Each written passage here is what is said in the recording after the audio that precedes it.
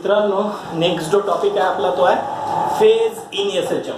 Phase in SHM next म्हणजे 8 नंबरचा point आहे. याच्या आधीच्या व्हिडिओमध्ये मी फेजचा पॉइंट कदाचित चुकीचा बोललो, 6 काय 7 5 नंबरचा वगैरे वगैरे. तर 8 नंबरचा पॉइंट आहे आपला इंडेक्सनुसार फेज इन एसएचएम. ठीक आहे, एसएचएम मध्ये जे फेज आहे त्याच्याबद्दल अभ्यास करायचा या पॉइंट मध्ये. क्लिअर? चला, तर मग फेजचा अर्थ काय होते सर? चला, मी पहिल्यांदा ना तुम्हाला फेजची डेफिनेशन सांगतो जे टेक्स्टबुक मध्ये दिलेली नाही. मग त्या डेफिनेशन नुसार आपण समजून घेऊयात फेजला काय म्हणतात. ठीक आहे, डेफिनेशन लिहून घ्या. माझ्याकडे बोर्डवरती जागा नाहीये.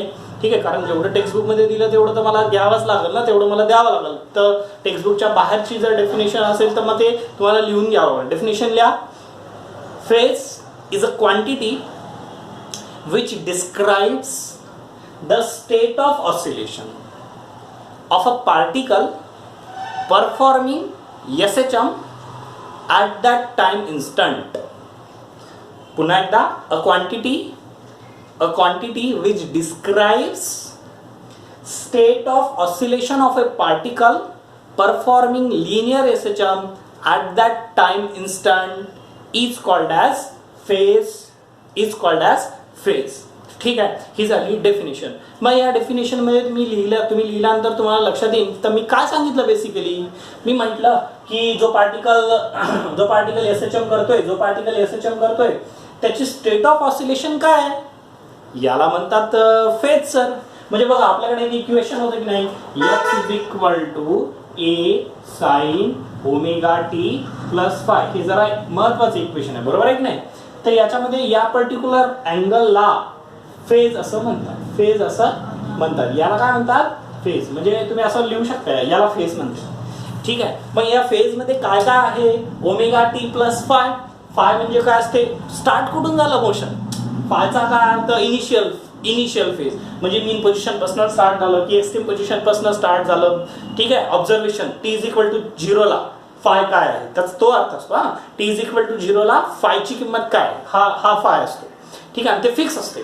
ठीक आहे, टी इज इक्वल टू 0 आणि फाय इज इक्वल टू काहीतरी असेल ना तिथं अँगल, मग तर तो असतो आपला स्टार्टिंग पोझिशन. म्हणजे मोशन करताना पार्टिकल त्या ठिकाणी. फॉर एक्झाम्पल पार्टिकल इथे आहे, तर या ठिकाणापासून जर त्याचं इनिशियल मोशन चालू झालं एसएचएम करताना, आमचं ऑब्झर्वेशन, ठीक आहे, आमचं ऑब्झर्वेशन झाल्यानंतर पार्टिकल फॉर एक्झाम्पल इथे आहे, तर इथे आहे म्हणजे टी इज इक्वल टू 0 आणि फायची किंमत काय, π/2.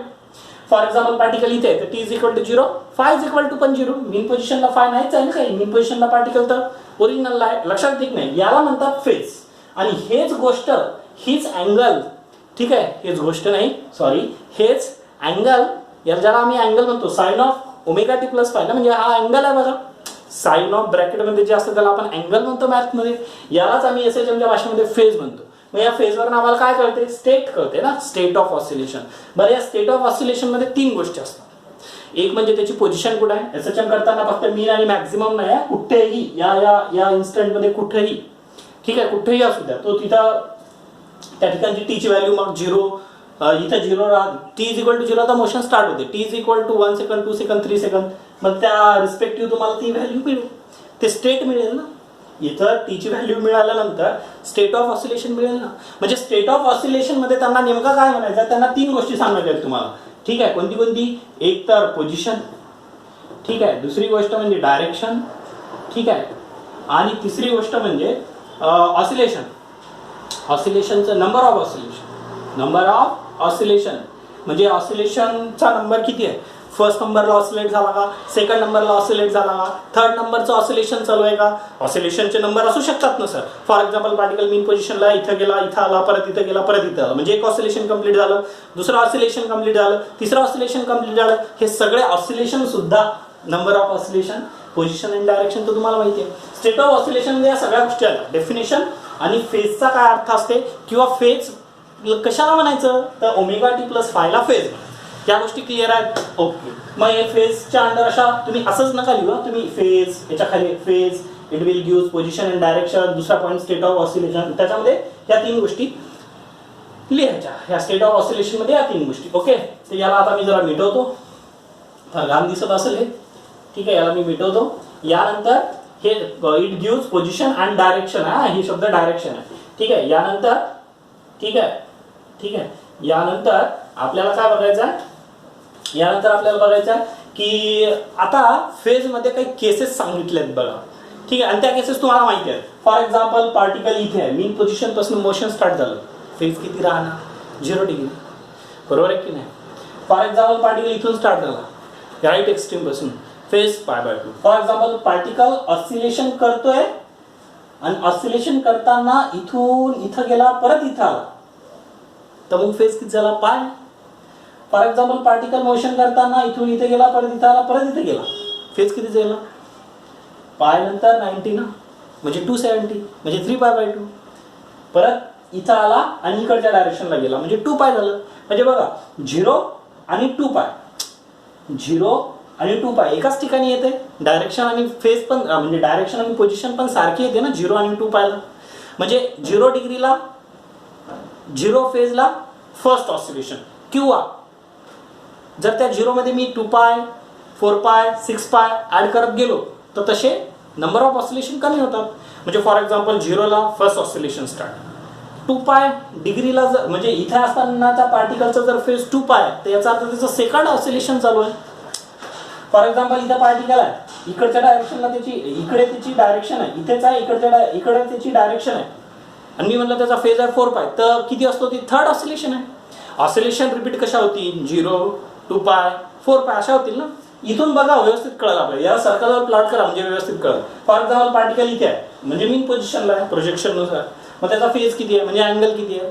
आता याला अँगल म्हणावं लागेल, इथे फेज म्हणत असतं आम्ही. बरं अँगल किती आहे मग 0 डिग्री. पण सर इथून तो इकडे गेला सर्कलमध्ये, या पद्धतीनं मोशन होतं. फॉर एक्झाम्पल इथेच आहे 0 डिग्री, किंवा असंही पॉसिबल आहे ना की एक चक्कर मारून परत इथं आला, मग फेज किती झाला कम्प्लीट सर्कल म्हणजे 180 + 180 2π. म्हणजे मला ते सांगायचं आहे तुम्हाला 0 डिग्रीला फर्स्ट ऑसिलेशन स्टार्ट, जर फेज डिफरन्स 2π असेल, फेज डिफरन्स सॉरी फक्त फेज जर असेल तर ठीक आहे, नुसतं फेज 2π असेल तर त्याला सेकंड ऑसिलेशनचं स्टार्ट म्हणावं लागेल. फॉर एक्झाम्पल आता थर्ड ऑसिलेशन म्हणजे 2π मध्ये किती ऍड होतील π + π 4π, म्हणजे 4πचा अर्थ काय थर्ड ऑसिलेशन स्टार्ट. क्लिअर आहे का.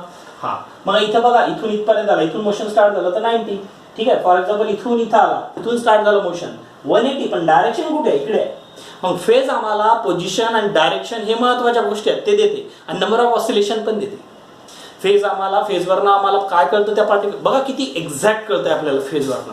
फेज जर आपल्याला माहित असेल तर त्याच्यावरनं पार्टिकलची पोझिशन म्हणजे तो कुठं आहे, त्याची डायरेक्शन म्हणजे त्याची डायरेक्शन राईट एक्स्ट्रीमला आहे की लेफ्ट एक्स्ट्रीमला आहे की मीन पोझिशनला आहे हेही कळतं. पोझिशन डायरेक्शन पण कळतं आणि त्याचे ऑसिलेटिंग नंबर काय हेही कळतं ना. तिन्ही गोष्टी कळतात. फॉर एक्झाम्पल बघा ना, मी तुम्हाला म्हणलं फेज आहे 90, मग 90 आहे तर त्याची पोझिशन कुठं आहे राईट एक्स्ट्रीमला. 90 डिग्री आहे तर त्याचा फेज जर 90 आहे तर त्याची पोझिशन कुठं आहे, फेज 90 असेल तर पोझिशन राईट एक्स्ट्रीमला. डायरेक्शन कुठं आहे म्हणजे त्याचं डायरेक्शन कोणीकडे जायचं, त्याला मीन पोझिशनकडे जायचं. लेफ्ट पोझिशनकडे म्हणता येणार नाही ना, मीन पोझिशन आहे ना त्याच्या आधी लेफ्टच्या मीन पोझिशनकडे, ठीक आहे बरोबर आहे की नाही. आणि ऑसिलेटिंग नंबर फर्स्ट आहे कारण 2π प्लस जर झालं असतं 2π + 90 असतं तर ते सेकंड ऑसिलेशन आहे. क्लिअर आहे की नाही. बघा हे सोपं आहे, एवढं अवघड करून घ्यायचं नाही. फेजची डेफिनेशन लिहिली आपण, फेज काय करते बेसिकली ह्या दोन गोष्टी देते, एवढं क्लिअर आहे. एवढंच आहे मग याच्यामध्ये, ठीक आहे का. बघा आता 4 केसेस ज्या दिलेल्या ते सांगतोय. पहिली केस काय म्हणते, फर्स्ट केस म्हणते की इफ θ = 0 म्हणजे फेज = 0 असेल. केस फर्स्ट दिसत नसेल तर व्यवस्थित बघा, केस फर्स्ट θ = 0, तर या फेज 0चा अर्थ काय होते सर, किंवा θ = 0 म्हणजे फेज = 0चा अर्थ काय होते. याचा अर्थ असा होते की पार्टिकलची पोझिशन हे मी असं ॲरो काढून लिहिलं, हे वरचं म्हणजे पोझिशन असते, खालचं म्हणजे डायरेक्शन असते. ठीक आहे, मी फर्स्ट याला लिहिलं बाकीच्याला लिहिलं नाही. वरचं काय असतं पोझिशन, खालचं काय असतं डायरेक्शन. वरचं पोझिशन डायरेक्शन. मग θ = 0 तर पोझिशन कुठे आहे पार्टिकलची, मीन पोझिशनला आहे, पण डायरेक्शन कुठे आहे राईट एक्स्ट्रीम ना. पॉझिटिव्ह एक्स्ट्रीम म्हणजे राईट एक्स्ट्रीम. ठीक आहे, याला राईट एक्स्ट्रीम लिहा. बघा हे डायरेक्शन ही पोझिशन, आणि नंबर ऑफ ऑसिलेशन काय, फर्स्ट ऑसिलेशन स्टार्ट आहे जर 0 डिग्री म्हणलं तर. ठीक आहे, बघा हे एवढं असं व्यवस्थित लिहिल्यानंतर खालच्या वळीवर लिहायचं, अँड इफ θ = 2π ...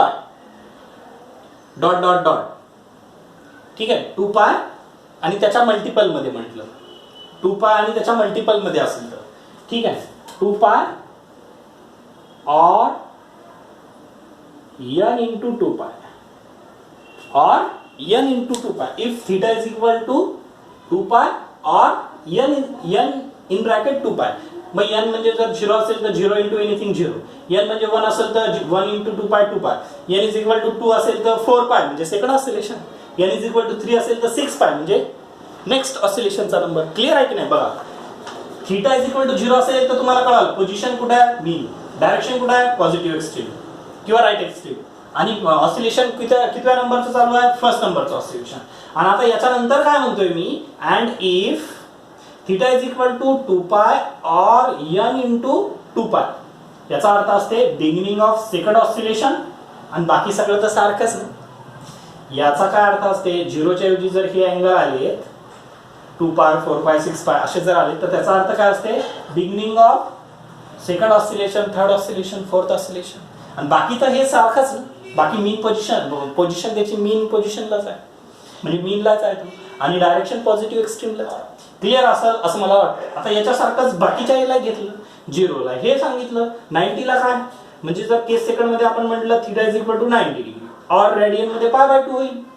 म्हणजे फेज जर 90 असेल किंवा π/2 असेल तर त्याचा अर्थ असते, हे वरचा एरो काय इंडिकेट करते, पोझिशन.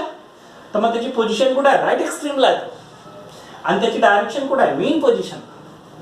आणि हे कोणतं ऑसिलेशन नंबर आहे, थीटा इज इक्वल टू 90 और π/2 ला फर्स्ट ऑसिलेशन आहे. And if theta is equal to, बघा आता मी याच्यामध्ये 2 पाय ऍड केल्या म्हणजे 360 और 90 प्लस 90, बरोबर आहे नाही, 1 2 3 4 2 पाय प्लस 90 म्हणजे 360 प्लस 90 असेल, किंवा रेडियन मध्ये 2 पाय प्लस π/2 असेल, तर याचा अर्थ सेकंड ऑसिलेशन आहे. पण पोझिशन आणि डायरेक्शन तर त्याच आहे, बरोबर आहे की नाही. म्हणजे एक तर हे किंवा हे ह्या पद्धतीने असेल तर त्याची पोझिशन आणि direction fix, number of oscillation change होतील तुम्ही 2 पाय ऍड केलं तर या पर्टिक्युलर याच्यामध्ये. मला वाटते क्लिअर आहे, सोपं आहे. थर्ड केस काय बघा, 0 झाली, π/2 झाली, 180, थीटा इज इक्वल टू 180 असेल और पाय असेल तर पोझिशन मीन पोझिशनला, पण डायरेक्शन कुठे आहे, निगेटिव्ह एक्स्ट्रीमला, आणि हे फर्स्ट ऑसिलेशन स्टार्ट आहे. आणि if theta is equal to 3, याच्यामध्ये 2 पाय ऍड करा सरळ सर, 2 पाय म्हणजे एक चक्कर मारून आला आणि परत 180 डिग्री, याच्यामध्ये 2 पाय ऍड करा किंवा 360 ऍड करा, म्हणजे काय होते, याचा अर्थ तो एक चक्कर मारून आला ना, परत त्याच ठिकाणी आला, म्हणून 2 पाय प्लस पाय किंवा 360 प्लस 180, याचा अर्थ सेकंड ऑसिलेशन स्टार्ट झाला, अँड सो ऑन. पण पोझिशन अँड डायरेक्शन तर फिक्स आहे. केस नंबर 4 काय म्हणते, थीटा इज इक्वल टू 270 और 3 π/2, 270 लाच रेडियन मध्ये 3 π/2 लिहितात, तर त्याची पोझिशन कुठे आहे, निगेटिव्ह एक्स्ट्रीमला आहे, म्हणजे लेफ्ट एक्स्ट्रीमला आहे. आणि पोझिशन डायरेक्शन काय, हे खालचा एरो म्हणजे डायरेक्शन कुठे आहे, mean position, direct right extreme नाही द्यायचं, मीन पोझिशन आहे ना आधी राईटच्या. आता इथून जर बघितलं तर आधी हे मिळेल ना मला. आणि या थीटाला 2 पाय ऍड करायचा, 2 पाय म्हणजे 360, तर 360 प्लस 270 और थीटा इज इक्वल टू 2 पाय प्लस 3 π/2 असं असेल तर सेकंड ऑसिलेशन स्टार्ट आहे, पण पोझिशन आणि डायरेक्शन फिक्स आहे. क्लिअर आहे का, बोला. एवढं सारं क्लिअर आहे का ते बोला. ठीक आहे. याच्यानंतर आता काही थोड्याशा वेगळ्या टर्म्स आहेत, ठीक आहे, ज्या तुम्हाला मला द्यायच्या आहेत. हे सगळं क्लिअर आहे का, हे सगळं क्लिअर आहे, एवढाच अर्थ आहे. टेक्स्टबुक मध्ये एवढं दिलेलं आहे, एवढंच विचारतील आम्हाला. पण आता याच्यानंतर ना अजून 2 थोड्याशा ह्या व्यवस्थित लिहून घ्या. याला मी मिटवतोय, पॉज मागे जायचं, पॉज करायचं, याला लिहून घ्यायचं, याला मिटवतोय. याच्यानंतर ना जरा 2 डेफिनेशन अजून आहेत, ठीक आहे, ज्या आम्हाला लागणार आहेत. 2 डेफिनेशन कोणत्या आहेत बघा. एक आहे सेम फेज आणि दुसरा आहे आउट ऑफ फेज. ठीक आहे. तर आता ह्या कन्सेप्ट थोड्याशा महत्वाच्या आहेत, ठीक आहे ना.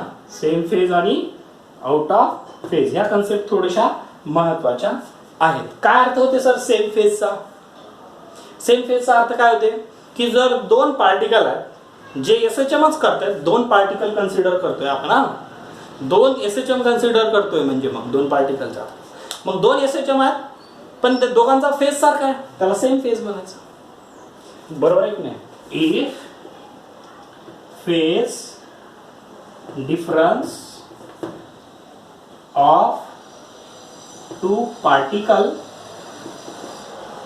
परफॉर्मिंग SHM is 0 degree किंवा 0 or 2 pi and so on, then it is called same phase.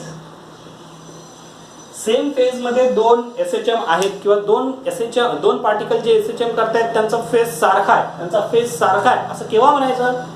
जेव्हा दोघांचाही फेज डिफरन्स म्हणजे त्याचा आणि याचा डिफरन्स, पहिल्याचा आणि दुसऱ्याचा डिफरन्स जर 0 डिग्री येत असेल और 2 पाय येत असेल. म्हणजे बघा ना तुम्ही, पहिला पार्टिकल SHM करतोय, एक ऑसिलेशन केला, परत तिथं आला, आणि ऍट द सेम टाइम जर दुसरा पार्टिकल SHM करतोय बरोबर तिथंच आला, तर दोघांमध्ये फेज डिफरन्स किती आहे? याने एक चक्कर कंप्लीट केली, याने एक चक्कर कंप्लीट केली, फेज डिफरन्स 0 झाला खऱ्या अर्थानं, किंवा ठीक आहे 2 पायच्या मल्टिपल मध्ये, किंवा फेज डिफरन्स सिम्पली 0 म्हणा. Sorry, if phase difference is 0, ठीक आहे, then phase difference is 0, then it is called same phase.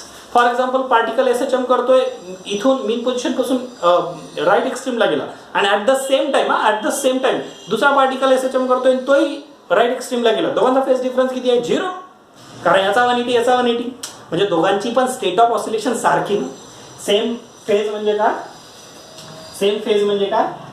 State of oscillation is same. ठीक आहे, सेम फेजचा अर्थ स्टेट ऑफ ऑसिलेशन सेम, त्याला म्हणायचं सेम फेज. हे महत्वाचं आहे, टेक्स्टबुक मध्ये दिलेलं नाही. सेम फेजचा अर्थ कळाला का? केव्हा म्हणायचं सेम फेज म्हणून? जर दोन्ही पार्टिकल सारख्या पोझिशनला, सारख्या डायरेक्शनला आणि सारखे नंबर ऑफ ऑसिलेशन, एवढं सगळ्यांचं दोघांचं सारखं असेल तर सेम फेज, आणि जर नसेल तर आउट ऑफ फेज म्हणजे काय? If phase difference of two particle is pi. ठीक आहे, if phase difference of two particle performing SHM is pi radian किंवा 180 degree, then it is called as out of phase. म्हणजे काय अर्थ होते sir याचा? म्हणजे याचा अर्थ बघा, पहिला पार्टिकल आणि दुसरा पार्टिकल यांच्यामध्ये फेज डिफरन्स किती आहे? पाय रेडियनचा आहे. ठीक आहे, पाय रेडियन म्हणजे बघा, पार्टिकल SHM करतोय, तो इथं गेला, परत म्हणजे राईट एक्स्ट्रीमला गेला, परत मीन पोझिशनला आला, आणि दुसरा पार्टिकल त्याचं ऑसिलेशन अजून स्टार्टच नाही झालं, म्हणजे मीन पोझिशनलाच आहे पण राईट एक्स्ट्रीम कडे त्याचं तोंड आहे. आणि पहिल्या केसमध्ये काय म्हटलं आपण? पार्टिकल राईट एक्स्ट्रीमला गेला आणि परत मीन पोझिशनला आला, त्याचं डायरेक्शन, त्याची पोझिशन काय राहील? मीन पोझिशनलाच राहील, डायरेक्शन लेफ्ट एक्स्ट्रीमला राहील. म्हणून दोघांचा फेज डिफरन्स किती आहे? दोघांचा फेज डिफरन्स आहे पाय, 90 + 90. मग अशा सिच्युएशनलाच आउट ऑफ फेज म्हणायचं. आउट ऑफ फेज म्हणजे काय? एक्झॅक्ट उलट कंडिशन म्हणजे याला मी थोडक्यामध्ये अपोजिट स्टेट ऑफ ऑसिलेशन असं म्हणू शकतो. सेम फेज म्हणजे काय? State of oscillation is same. Out of phase म्हणजे काय? Opposite state of oscillation. Opposite आहे स्टेट ऑफ ऑसिलेशन. ठीक आहे, पहिला पार्टिकल मीन पोझिशनलाच पण लेफ्ट एक्स्ट्रीमला तोंड त्याचं, दुसरा पार्टिकल जो SHM करतोय तो मीन पोझिशनलाच पण त्याचं राईट एक्स्ट्रीमला तोंड. मग याला म्हणायचं आउट ऑफ फेज, याला म्हणायचं सेम फेज. मला वाटते ह्या एवढ्या गोष्टी नोट डाऊन करता येतील आपल्याला. जर हे कळालं नसेल तर मी परत घेतो, काळजी अजिबात करायची नाही, पण व्यवस्थित लिहून घ्या, वारंवार याला बघा, कळेल. हे काही एवढा अवघड मला तरी वाटत नाही. Thank you very much.